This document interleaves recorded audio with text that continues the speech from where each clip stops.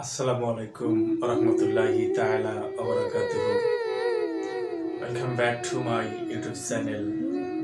This is Muhammad Asaduzzaman with you. Dear, the very candidates of various competitive job examinations of Bangladesh.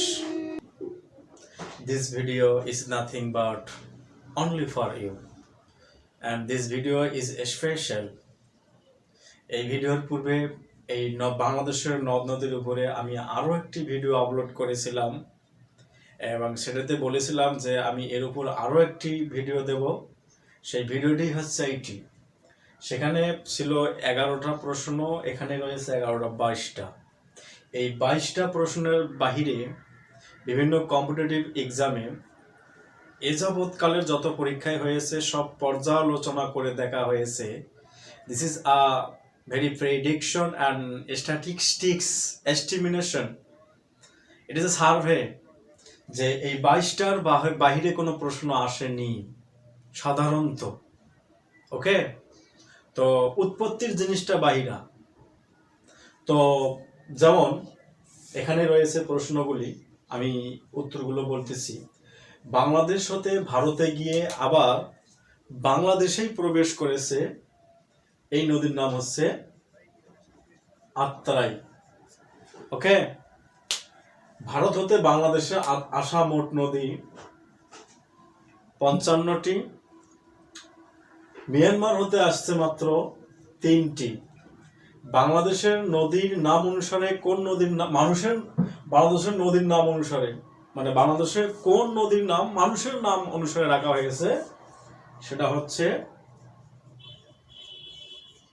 Rupasi. 1 cusec বলতে কি বোঝা হয়? খুব গুরুত্বপূর্ণ প্রশ্ন, এটা আসে। অত্যন্ত important for you to learn this question. 1 cusec সমান হচ্ছে প্রতি সেকেন্ডে 1 লক্ষ ঘনফুট পানি প্রবাহ। This is to be called 1 cusec. বাংলাদেশের প্রশস্ততম নদী হচ্ছে যমুনা। কোন নদীতে চর বেশি? যমুনা। বাংলাদেশের মধ্যে সবচেয়ে ছোট নদী Gobra.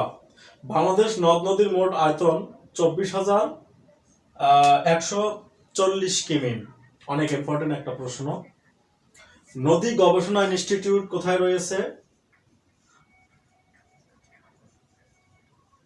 Faridpur. And the last question is, চলন বিলের মাঝ দিয়ে কোন নদী প্রবাহিত? এর উত্তরটাও হবে আত্রাই। ওকে, these are all from me from this video. Try the best for memorizing them and try the best for noting down the very questions of your notebook. Okay, thanks to all. Allah Hafiz.